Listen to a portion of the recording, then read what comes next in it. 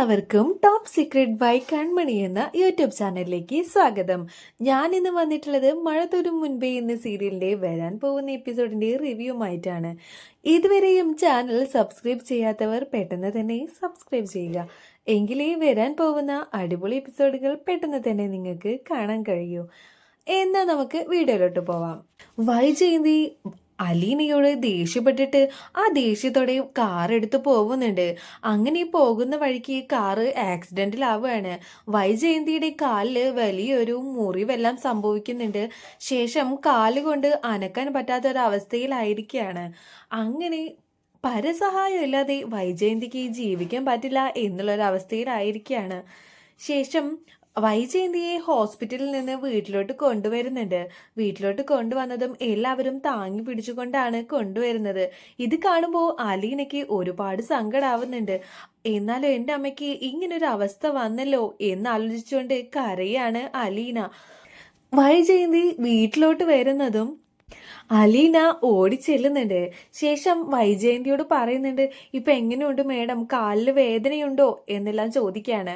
എന്നാ വൈജയന്തിക്ക് അലീനയെ കാണുമ്പോൾ തന്നെ ദേഷ്യം വരുന്നുണ്ട്.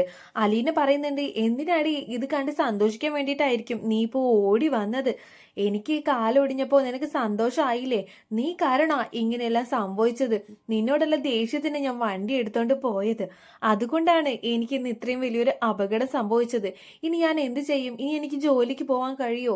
ഈ വീട്ടിൽ തന്നെ ഇരിക്കണം എന്നെല്ലാം പറഞ്ഞുകൊണ്ട് ദേഷ്യപ്പെടുന്നുണ്ട്. അലീന പറയുന്നുണ്ട്, ഞാൻ അതിന് എന്താ ചെയ്തത് മേഡം? ഞാനൊന്നും ചെയ്തില്ലല്ലോ. എന്നോട് മേഡം തന്നെയല്ലേ വെറുതെ വഴക്കിട്ടിട്ട് വീട്ടിൽ നിന്ന് ഇറങ്ങിപ്പോയത്. എന്നിട്ട് എന്നെ എന്തിനാ ഇങ്ങനെ കുറ്റപ്പെടുത്തുന്നത് എന്ന് പറയാണ്. ബാലചന്ദ്രൻ പറയുന്നുണ്ട്, ഈ അവസ്ഥയിലായിട്ടും നീ ഇനിയും പഠിച്ചിട്ടില്ല അല്ലേ? ഇപ്പോഴും വെറുതെ അലീന മോളെയല്ലേ നീ ഇങ്ങനെ കുറ്റം പറഞ്ഞുകൊണ്ടിരിക്കുന്നത്? അവൾ നിന്നോട് എന്ത് ചെയ്തെന്നാ? നീയല്ലേ ദേഷ്യത്തോടെ വണ്ടി എടുത്തോണ്ട് പോയത്? അല്ലാതെ അവൾ നിന്നെ ഉന്തി തള്ളി പറഞ്ഞയച്ചൊന്നും ഇല്ലല്ലോ. എന്നിട്ട് ഇപ്പോഴും കുറ്റം അലീനയ്ക്ക് മാത്രമാണ് എന്ന് പറയുന്നുണ്ട് ബാലചന്ദ്രൻ. വൈജയന്തി പറയുന്നുണ്ട്, ആ ആക്സിഡന്റിൽ ഞാനങ്ങ് മരിച്ചു പോയാൽ മതിയായിരുന്നു. എന്നാ പിന്നെ എനിക്കിതൊന്നും കേൾക്കണ്ടല്ലോ. നിങ്ങളുടെ ഏതു നേരമുള്ള ഈ അലീനയുടെ പുകഴ്ത്തി പറച്ചിൽ കേൾക്കണ്ടല്ലോ എനിക്ക് എന്ന് പറയുന്നുണ്ട്. ബാലചന്ദ്രൻ പറയാണ്, ഞാൻ നിന്നോട് ഒന്നും പറയാൻ വരുന്നില്ല. എന്തെങ്കിലും പറഞ്ഞു കഴിഞ്ഞാൽ പിന്നെ ഇവിടെ വലിയ വഴക്കാവും. നീ ഇപ്പോ പോയി റെസ്റ്റ് എടുക്ക് എന്ന് പറയുന്നുണ്ട്. ശേഷം വൈജയന്തിയെ എല്ലാരും കൂടി പിടിച്ച് മുറിയിൽ കൊണ്ടുപോയി കിടത്തുന്നുണ്ട്. അലീന പറയുന്നുണ്ട്, ഞാൻ കാരണമാണ് അച്ഛ അമ്മയ്ക്ക് ഇങ്ങനെയെല്ലാം സംഭവിച്ചത് എന്ന് ചോദിക്കുമ്പോൾ ബാലചന്ദ്രൻ പറയുന്നുണ്ട്, നിനക്ക് എന്താ, നീ കാരണമാണോ ഇതൊക്കെ സംഭവിച്ചത്? അവള് ദേഷ്യത്തോടെ വണ്ടി എടുത്തോണ്ട് പോയി ശ്രദ്ധിക്കാതെ കൊണ്ട് ഇടിച്ചതിന് അതിന് നീ എങ്ങനെയാ കുറ്റക്കാരിയാവുന്നത്? അവൾ ഇനി എന്ത് വന്നാലും അത് നിന്റെ തലയിലോട്ടേ ഇടുള്ളൂ. അത് നിനക്ക് അറിയാവുന്നതല്ലേ. അതുകൊണ്ട് നീ അതൊന്നും കാര്യമാക്കണ്ട എന്ന് പറയുന്നുണ്ട്. ശേഷം അലീന വൈജയുടെ അടുത്ത് ചെന്ന് ചോദിക്കുന്നുണ്ട്, എന്തെങ്കിലും സഹായം വേണമെങ്കിൽ എന്നെ വിളിച്ചാൽ മതി എന്ന് പറയാണ്. നിന്റെ സഹായത്തിന്റെ ആവശ്യമൊന്നും എനിക്കില്ല. എനിക്ക് എൻ്റെ സ്വന്തം മക്കളുണ്ട്. എൻ്റെ മക്കൾ നോക്കും എൻ്റെ കാര്യങ്ങളെല്ലാം എന്ന് പറയുന്നുണ്ട്. അലീന അത് കേൾക്കുന്നതും സങ്കടത്തോടെ പുറത്തോട്ട് വരികയാണ്. ശേഷം വൈജ കൃഷ്ണമോളെ വിളിക്കുന്നുണ്ട്. മോളെ, എനിക്കൊരു ഗ്ലാസ് വെള്ളം എടുത്തു തരുമോ? നീ പോകുന്നതിന് മുന്നേ നിനക്കിന്ന് ക്ലാസ് ഇല്ലേ എന്ന് ചോദിക്കുകയാണ്. ക്ലാസ് ഉണ്ടമ്മേ, എനിക്ക് പോവണം. ഞാൻ പോവാൻ വേണ്ടി റെഡിയായി നിൽക്കുകയാണ്. ഏതായാലും ഞാൻ അമ്മയ്ക്ക് വെള്ളം കൊണ്ടുവന്ന് തരാം. എന്നിട്ട് ഞാൻ വേഗം ഇറങ്ങും എന്ന് പറയാണ്. ശേഷം കൃഷ്ണമോള് വൈജയ്ക്ക് വെള്ളം കൊണ്ടുവന്ന് കൊടുക്കുന്നുണ്ട്. പോവാൻ സമയം കൃഷ്ണമോള് അലീനയോട് പറയുന്നുണ്ട്, ചേച്ചി അമ്മയെ നന്നായി നോക്കുമെന്ന് എനിക്കറിയാം. എങ്കിലും ഞാൻ ചേച്ചിയോട് പറയാ, അമ്മയുടെ മേലൊരു കണ്ണുണ്ടായിക്കോട്ടെ എന്ന് പറയുന്നുണ്ട്. അലീന പറയുന്നുണ്ട്, അതെന്തിനാ മോളെ എന്നോട് പ്രത്യേകം പറയണേ? എനിക്കറിയാം എന്തെല്ലാം വേണമെന്നൊക്കെ, ഞാൻ ചെയ്തു കൊടുത്തോളാം എന്ന് പറഞ്ഞുകൊണ്ട് കൃഷ്ണമോള് പോവുന്നുണ്ട്. ശേഷം വൈജയുടെ അടുത്ത് ഇടയ്ക്കിടയ്ക്ക് പോയി നോക്കുന്നുണ്ട് അലീന. എന്നാ വൈജ ഇതൊന്നും കാണുന്നില്ല. വൈജ ബബിതയെ വിളിക്കുന്നുണ്ട്. ബബിത, എടി ബബിതേ എന്ന് വിളിച്ചു കൂവാണ്. പക്ഷേ ബബിത ഫോണിൽ കളിച്ചോണ്ടിരിക്കുന്നത് കാരണം വിളിക്കുന്നത് കേൾക്കുന്നില്ല. ശേഷം അലീന വന്ന് ചോദിക്കുന്നുണ്ട്, എന്താ മേഡം, എന്തെങ്കിലും ആവശ്യമുണ്ടോ എന്ന് ചോദിക്കുകയാണ്. ഞാൻ നിന്നെ അതിന് വിളിച്ചില്ലല്ലോ. ഞാൻ വിളിച്ചത് എൻ്റെ മോളെയല്ലേ. ബബിത എവിടെ? അവളെ ഇങ്ങോട്ടേക്ക് വിളിക്ക് എന്ന് പറയാണ്. അലീന പറയുന്നുണ്ട് എന്തെങ്കിലും ആവശ്യമുണ്ടെങ്കിൽ ഞാൻ ചെയ്തു തരാം എന്ന് പറയുമ്പോൾ നിന്റെ ഒരു സഹായവും എനിക്ക് വേണ്ടാന്ന് എന്നോട് ഞാൻ ആദ്യം പറഞ്ഞതല്ലേ, നീ അവളെ വിളിക്ക് എന്ന് പറയുന്നുണ്ട്. ശേഷം അലീന പോയി ബബിതയെ വിളിക്കുന്നുണ്ട്. എന്നാൽ ബബിത കേട്ട ഭാവം പോലും നടിക്കുന്നില്ല. അലീന വീണ്ടും പറയുന്നുണ്ട് ഇതാ മേഡം വിളിക്കുന്നുണ്ട് എന്ന് പറയുമ്പോൾ ബബിത പറയുന്നുണ്ട് എന്താ നിങ്ങൾക്ക് എന്താ പോയി നോക്കിക്കൂടെ എന്ന് ചോദിക്കുകയാണ്. ഞാൻ പോയി നോക്കിയപ്പോൾ എന്നെ വഴക്ക് പറയാണ് ചെയ്തത്, ബബിതയെ വിളിക്കാനാണ് എന്നോട് പറഞ്ഞത് എന്ന് പറയുന്നുണ്ട്. ശേഷം മനസ്സോടെ ഈ ബബിത എഴുന്നേറ്റ് വൈജയുടെ അടുത്ത് ചെല്ലുന്നുണ്ട്. വൈജയോട് ചോദിക്കുന്നുണ്ട് എന്തിനാ അമ്മ എന്നെ വിളിച്ചത് എന്ന് ചോദിക്കുമ്പോൾ വൈജ പറയുന്നുണ്ട് എനിക്ക് ബാത്റൂമിൽ ഒന്ന് പോകണം, നീ ഒന്ന് താങ്ങിക്കേ എന്ന് പറയുമ്പോൾ ബബിത പറയുന്നുണ്ട് എനിക്ക് അമ്മയെ എങ്ങനെ താങ്ങിയാ പൊന്തെന്ന് തോന്നുന്നുണ്ടോ, എനിക്ക് അമ്മയും പൊന്തില്ല, പിന്നെ എൻ്റെ നടുവേദന ഇളകാൻ പിന്നെ അത് മതി എന്ന് പറയാണ്. ഇത് കേൾക്കുമ്പോൾ വൈജ പറയുന്നുണ്ട് എന്താടി നിന്റെ അമ്മയല്ലേ ഞാൻ, എന്നെ ഒന്ന് സഹായിക്കാൻ പോലും നിനക്ക് വയ്യേ എന്ന് ചോദിക്കുകയാണ്. എനിക്ക് ഒറ്റയ്ക്ക് പറ്റില്ല അമ്മേ, അമ്മ ആ അലീനയും കൂടി വിളിക്കുക, അവരും കൂടി കൂടുകയാണെങ്കിൽ ഞാൻ അമ്മയെ ബാത്റൂമിൽ കൊണ്ടുപോവാം എന്ന് പറയാണ്. അവളുടെ സഹായമൊന്നും എനിക്ക് വേണ്ടെന്ന് ഞാൻ പറഞ്ഞതല്ലേ എന്ന് പറയുമ്പോൾ ബബിത പറയുന്നുണ്ട് അമ്മ ഇങ്ങനെ ദേഷ്യം വെച്ചോണ്ടിരുന്ന ഒന്നും നടക്കില്ല, അമ്മ ഇവിടെ ഇങ്ങനെ കിടക്കേണ്ടി വരും, അതുകൊണ്ട് ഇപ്പൊ തൽക്കാലം അലീനയോടുള്ള ദേഷ്യമൊക്കെ മാറ്റി വെക്കുന്നതാണ് നല്ലത് എന്ന് പറയുന്നുണ്ട് ബബിത. വൈജയന്തി പറയുന്നുണ്ട് ഞാൻ ചത്തുപോയിട്ടുണ്ടെങ്കിലും അവളുടെ സഹായം ഞാൻ ചോദിക്കില്ല എന്ന് പറയാണ്. അലീന വന്ന് പറയുന്നുണ്ട് ഞാൻ ബാത്റൂമിൽ കൊണ്ടുപോവാന്നേ, എനിക്ക് അതിനൊരു കുഴപ്പമില്ല എന്ന് പറയാണ്. മനസ്സോടെ വൈജ അതിന് സമ്മതിക്കുന്നുണ്ട്. ശേഷം ബാത്റൂമിലെല്ലാം പോയിട്ട് കൊണ്ടുവന്ന് കിടത്തുകയാണ്. ബബിത വേഗം പോകുന്നുണ്ട്. ശേഷം പറയുന്നുണ്ട് ഇനി എന്നെ വിളിക്കല്ലേ കേട്ടോ അമ്മേ, എനിക്ക് അവിടെ ഒരുപാട് പഠിക്കാനുണ്ട് എന്ന് പറഞ്ഞുകൊണ്ട് പോവുകയാണ് ബബിത. ഇത് കേൾക്കുമ്പോൾ വൈജയ്ക്ക് ഒരുപാട് സങ്കടമാവുന്നുണ്ട്. പിന്നാലെ നടന്ന് എല്ലാം ചെയ്തു കൊടുത്ത എൻ്റെ മകൾ തന്നെ എനിക്കിപ്പോൾ ഒന്നും ചെയ്തു തരാൻ താല്പര്യമില്ലെന്ന് പറയുന്നു എന്ന് ആലോചിച്ചുകൊണ്ട് ക്ഷമിക്കുന്നുണ്ട് വൈജ. അലീന പറയുന്നുണ്ട് എന്തെങ്കിലും ആവശ്യമുണ്ടെങ്കിൽ എന്നെ വിളിച്ചാൽ മതി എന്ന് പറഞ്ഞുകൊണ്ട് അടുക്കളയിലോട്ട് പോവാണ്. വൈജ ആലോചിക്കുന്നുണ്ട് സ്വന്തം മക്കളെക്കാൾ എൻ്റെ കാര്യങ്ങൾ നോക്കുന്നുണ്ട് ആ അലീന, അവളൊരു വേലക്കാരിയായിട്ട് പോലും അവൾ എൻ്റെ കാര്യങ്ങൾ നോക്കുന്നുണ്ട്, എന്നാൽ സ്വന്തം മക്കൾക്ക് അതിനൊന്നും സമയമില്ല എന്നെല്ലാം വിചാരിക്കുകയാണ്. ശേഷം വൈജയ്ക്ക് മുറിയിൽ ഇങ്ങനെ അടഞ്ഞു കിടന്ന് ദേഷ്യം വരികയാണ്.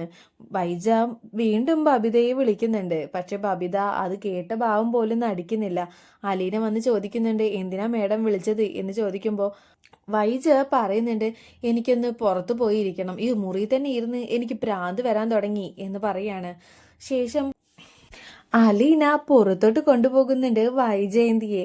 എന്നിട്ട് അലീന പറയുന്നുണ്ട് ഇനി എന്തെങ്കിലും ആവശ്യമുണ്ടെങ്കിൽ എന്നെ വിളിച്ചാൽ മതി, ഞാനിവിടെ അടുക്കളയിൽ തന്നെ ഉണ്ട് എന്ന് പറയാണ്. വൈജ കുറെ നേരം വീടിന്റെ മുന്നിൽ പുറത്തോട്ട് നോക്കിക്കൊണ്ടിരിക്കുന്നുണ്ട്. വൈജയ്ക്ക് ഒരുപാട് വിഷമം തോന്നുന്നുണ്ട്. ഇങ്ങനെയൊരു അവസ്ഥ തനിക്ക് വന്നല്ലോ, ഇനി തൻ്റെ കാര്യങ്ങൾക്കെല്ലാം ഒരാളുടെ സഹായം തേടേണ്ട അവസ്ഥയാണ് വന്നിരിക്കുന്നത്. അതും സ്വന്തം മക്കൾ പോലും ഞാൻ വിളിച്ചിട്ട് എൻ്റെ അടുത്തോട്ട് വരുന്നില്ല. ഒരു വേലക്കാരി, അതും എനിക്ക് ഏറ്റവും ഇഷ്ടമല്ലാത്ത ഒരുത്തിയുടെ സഹായം തന്നെ എനിക്ക് ആവശ്യമായി വന്നിരിക്കുകയാണ്, എൻ്റെ ഒരു വിധിയാണിത് എന്നെല്ലാം ആലോചിച്ച് സങ്കടപ്പെടുന്നുണ്ട് വൈജ. ബാലചന്ദ്രൻ വന്ന് വൈജയോട് പറയുന്നുണ്ട് എന്താ ഇപ്പൊ കണ്ടില്ലേ, നിന്റെ എല്ലാ കാര്യങ്ങൾക്കും കൂടെ നിൽക്കുന്നത് ആരാണെന്ന്, ആ അലീന മാത്രമാണ്, അവളെയാണ് നീ ഈ വീട്ടിൽ നിന്ന് വലിച്ചു പുറത്തെറിഞ്ഞതും നീ ഉപദ്രവിച്ചുകൊണ്ടിരുന്നതും. എന്നിട്ടിപ്പോൾ അവൾ തന്നെയല്ലേ നിന്റെ ഓരോ കാര്യങ്ങൾക്കും നിന്റെ കൂടെ നിൽക്കുന്നത്. നിന്റെ സ്വന്തം മക്കളെ എവിടെ പോയി, അവരെവിടെ, നിന്നെ നോക്കാനുള്ളവരെല്ലാം എന്നെല്ലാം ചോദിക്കുകയാണ്. പിന്നെ കൃഷ്ണമോളെ ഞാൻ പറയുന്നില്ല, അവൾക്ക് പിന്നെ ക്ലാസ് ഉണ്ടല്ലോ, അവള് മറ്റുള്ളവരെ പോലെയൊന്നും അല്ല, കുറച്ചെല്ലാം സ്നേഹമുള്ളവളാണ്. എന്നാ മറ്റുള്ള നിന്റെ രണ്ട് മക്കളെ എവിടെയാണ് നിന്നെ നോക്കേണ്ട, അവരെ എവിടെ, ആ അലീന മാത്രമല്ലേ നിന്റെ കൂടെയുള്ളൂ. ഇനിയെങ്കിലും ആളുകളെ മനസ്സിലാക്കാൻ വേണ്ടി ശ്രമിക്കുക. ആ പാവ അലീന നിന്നോട് ഒരു കുറ്റവും ചെയ്തിട്ടില്ല, എന്നിട്ടും അവളെ ഈ വീട്ടിൽ നിന്ന് അടിച്ചിറക്കണം എന്ന മനസ്സുമായി നടക്കല്ലേ നീ എന്നെല്ലാം പറയുന്നുണ്ട്. അലീന വന്നിട്ട് ചോദിക്കുന്നുണ്ട് മേഡത്തിന് എന്താണ് കഴിക്കാൻ വേണ്ടത്, മരുന്ന് കഴിക്കാനുള്ളതല്ലേ, ഭക്ഷണം എടുക്കട്ടെ എന്നെല്ലാം ചോദിക്കുകയാണ്. ഒന്നും മിണ്ടാതെ ഇരിക്കുന്നുണ്ട് വൈജ. ബാലചന്ദ്രൻ പറയുന്നുണ്ട് പറഞ്ഞു കൊടുക്ക്, നിനക്ക് എന്തെല്ലാം വേണമെന്നുള്ളത് അതെല്ലാം അവൾ ഉണ്ടാക്കി തരും, നിന്റെ മക്കളെ പോലെയല്ല എന്നെല്ലാം പറയുന്നുണ്ട്. അങ്ങനെ വൈജിയുടെ എല്ലാ കാര്യങ്ങളും കൂടെ നിന്ന് തന്നെ ചെയ്തു കൊടുക്കുന്നുണ്ട് അലീന. കുളിപ്പിക്കലും മറ്റു കാര്യങ്ങളും എല്ലാം ചെയ്തു കൊടുക്കുന്നത് അലീന തന്നെയാണ്. വൈജ പറയുന്നുണ്ട്, ഇതൊക്കെ ഒരു വേലക്കാരിയുടെ ജോലി തന്നെയാണ്. വീട്ടിലുള്ള ആൾക്ക് എന്തെങ്കിലും അസുഖം വന്നാൽ നോക്കലല്ല. ഇപ്പോൾ എൻ്റെ അമ്മ ഇവിടെ ഉണ്ടായിരുന്നപ്പോഴും അവൾ തന്നെയല്ലേ നോക്കിയിരുന്നത്. അതിന് അവൾക്ക് നല്ല ശമ്പളവും കൊടുക്കുന്നുണ്ട്. അത്രമാത്രം വിചാരിച്ചാൽ മതി. അല്ലാതെ നിങ്ങൾ അവളെ ദത്തെടുത്ത പോലെ അങ്ങനെ ഞാൻ അവളെ ദത്തെടുത്തിട്ടൊന്നും ഇല്ല. എനിക്ക് അവളോട് പഴയ പോലെ തന്നെയാണ് എൻ്റെ മനസ്സിലുള്ള ദേഷ്യം. എനിക്ക് അവളോട് ഒരു തരി പോലും സ്നേഹം തോന്നുന്നില്ല. ഇതെല്ലാം അവളുടെ ജോലി മാത്രമാണ് എന്ന് പറയുന്നുണ്ട് വൈജ. ബാലചന്ദ്രൻ പറയുന്നുണ്ട്, പട്ടിയുടെ വാല് എത്ര കാലം കുഴലിട്ടിട്ടുണ്ടെങ്കിലും നിവരാൻ പോകുന്നില്ലല്ലോ. അതുപോലെ തന്നെയാണ് നിന്റെ കാര്യവും. നിന്നോട് ഞാൻ കൂടുതലൊന്നും സംസാരിക്കുന്നില്ല ഈ കാര്യം. കൂടുതൽ പറയാൻ തുടങ്ങിക്കഴിഞ്ഞാൽ നീ പലതും കേട്ട് ബോധം കേട്ട് ഇവിടെ വീഴും. അതുകൊണ്ട് പ്രത്യേകിച്ചൊന്നും ഞാൻ പറയുന്നില്ല എന്നും പറഞ്ഞുകൊണ്ട് പോകുന്നുണ്ട്. അലീനയോട് ബാലചന്ദ്രൻ പറയുന്നുണ്ട്, നീ ഇങ്ങനെ അവളുടെ പുറകെ നടന്ന് എല്ലാം ചെയ്തു കൊടുത്തിട്ട് എന്താ കാര്യം? ഇപ്പോഴും എന്നോടുള്ള മനോഭാവത്തിൽ അവൾക്ക് ഒരു മാറ്റവും വന്നിട്ടില്ല. പിന്നെ എന്തിനാ നീ ഇങ്ങനെ പുറകെ നടന്ന് ചെയ്തു കൊടുക്കുന്നത് എന്ന് ചോദിക്കുമ്പോൾ അലീന പറയുന്നുണ്ട്, അച്ഛനെല്ലാം അറിയാവുന്നതല്ലേ, എൻ്റെ സ്വന്തം അമ്മയല്ലേ അത്. അമ്മയ്ക്ക് അത് അറിയില്ലെന്നല്ലേ ഉള്ളൂ. അമ്മ എന്നെ ഉപേക്ഷിച്ച പോലെ എനിക്ക് അമ്മയെ ഉപേക്ഷിക്കാൻ വേണ്ടി കഴിയില്ലല്ലോ. അതുകൊണ്ടാണ് എല്ലാ കാര്യങ്ങളും ഞാൻ നോക്കുന്നത്. അമ്മയ്ക്ക് ഇങ്ങനൊരു അപകടം വന്നതുകൊണ്ട് അമ്മയുടെ അടുത്ത് നിന്ന് എല്ലാ കാര്യങ്ങളും ചെയ്തു കൊടുക്കാൻ എനിക്ക് കഴിയുന്നുണ്ടല്ലോ. അതുതന്നെയാണ് എനിക്ക് ഏറ്റവും വലിയ സന്തോഷം എന്ന് പറയാണ്. പക്ഷേ നിന്റെ ഈ മനസ്സൊന്നും അവൾക്ക് മനസ്സിലാവില്ല മോളെ. അവൾക്കിപ്പോഴും നിന്നോട് ദേഷ്യം മാത്രമേ ഉള്ളൂ. ആ ദേഷ്യം മനസ്സിൽ വെച്ചുകൊണ്ടാണ് അവൾ ഇപ്പോഴും ഇരിക്കുന്നത്. നീ അവളുടെ കൂടെ നിന്ന് എന്തെല്ലാം ചെയ്തു കൊടുക്കുന്നു അതൊന്നും അവൾക്ക് കാണാൻ കഴിയുന്നില്ല എന്ന് പറയുന്നുണ്ട്. അതൊന്നും സാരമില്ല അച്ഛാ, എല്ലാം ശരിയാവും എന്ന് പറയുന്നുണ്ട്.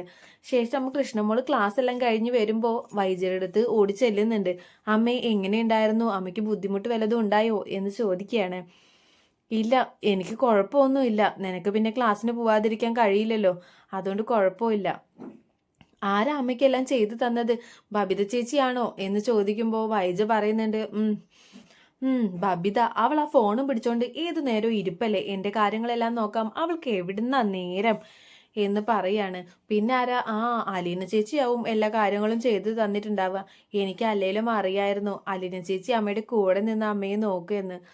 തുടങ്ങിയോ വീണ്ടും അലീന പുരാണം?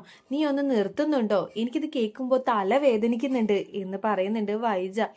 കൃഷ്ണമോള് പറയുന്നുണ്ട്, അല്ലെങ്കിൽ അമ്മയ്ക്ക് അലീന ചേച്ചിയെ പറ്റില്ലല്ലോ, ആ കാര്യം ഞാൻ അങ്ങ് വിട്ടുപോയി എന്ന് പറയാണ്. ശേഷം വൈജയെ കാണാൻ വേണ്ടി രാജീവനും എല്ലാവരും വരുന്നുണ്ട്. എല്ലാവരും കൂടി വരുന്നത് കാണുമ്പോൾ വൈജ പറയുന്നുണ്ട്, എനിക്ക് ആക്സിഡന്റ് ആയത് അറിഞ്ഞിട്ട് വരുമായിരിക്കും അല്ലേ എല്ലാവരും എന്ന് പറയുന്നുണ്ട്. അതെന്താടി, നിനക്ക് ആക്സിഡന്റ് ആയത് അറിഞ്ഞാൽ പിന്നെ ഞങ്ങൾ വരണ്ടേ? നിന്റെ കാര്യങ്ങളെല്ലാം നോക്കേണ്ടത് ഞങ്ങളുടെയും കൂടി കടമയല്ലേ? എങ്ങനെയുണ്ട് നിനക്കിപ്പോൾ? കാലിൽ നല്ല വേദനയുണ്ടോ എന്ന് ചോദിക്കുമ്പോൾ വൈജ പറയുന്നുണ്ട്, കുഴപ്പമില്ല, കാല് അനക്കാൻ പാടില്ലെന്നാ പറഞ്ഞിട്ടുള്ളത്. അതിലപ്പം ഞാൻ കുടുങ്ങിപ്പോയത്. എന്നെ നോക്കാൻ ഇവിടെ ആരെങ്കിലും വേണ്ടേ എന്ന് ചോദിക്കുമ്പോൾ രാജീവ് പറയുന്നുണ്ട്, അതിനെന്താ, ഇവിടെ മറ്റേ സെർവൻ്റ് ഇല്ലേ അലീന, അവള് നോക്കില്ലേ നിന്നെ എന്ന് പറയുന്നുണ്ട്. അവള് നോക്കുകയൊക്കെ ചെയ്യും, പക്ഷേ അതെനിക്ക് ഒട്ടും ഇഷ്ടമല്ല. നീ ഒരു കാര്യം ചെയ്യേ, എനിക്ക് വേറൊരു സെർവൻറ്റിനെ അറേഞ്ച് ചെയ്തതാ, എനിക്ക് ഇവള് നോക്കിയാൽ ശരിയാവില്ല എന്നെല്ലാം പറയുന്നുണ്ട്. രാജീവ് പറയുന്നുണ്ട്, ആ പെണ്ണുള്ളപ്പോൾ പിന്നെന്തിനാ വേറൊരു സെർവൻറ്റ് എന്ന് ചോദിക്കുകയാണ്. അവൾ ചെയ്ത ശരിയാവില്ലെന്നല്ലേ ഞാൻ പറഞ്ഞത്, അതുകൊണ്ട് വേറൊരാളെ ഉടനെ നിർത്തിയേ പറ്റൂ എന്ന് പറയുന്നുണ്ട്. അതിന് ബാലചന്ദ്രൻ സമ്മതിക്കുമെന്ന് തോന്നുന്നുണ്ടോ എന്ന് ചോദിക്കും. പറയാണ്, ഇത് എനിക്ക് വേണ്ടിയുള്ള സെർവൻ്റാ, അതിന് ബാലചന്ദ്രൻ്റെ അനുവാദമൊന്നും വേണ്ട, നീ ഞാൻ പറയുന്നത് അങ്ങോട്ടേക്ക് കേട്ടാൽ മതി എന്ന് പറയുന്നുണ്ട്. ഇത്രയുമാണ് വരാൻ പോകുന്ന എപ്പിസോഡിൽ നടക്കാൻ പോകുന്നത്. ഈ എപ്പിസോഡിൻ്റെ ബാക്കി ഭാഗം കാണണമെങ്കിൽ വീഡിയോ ലൈക്ക് ചെയ്യുക.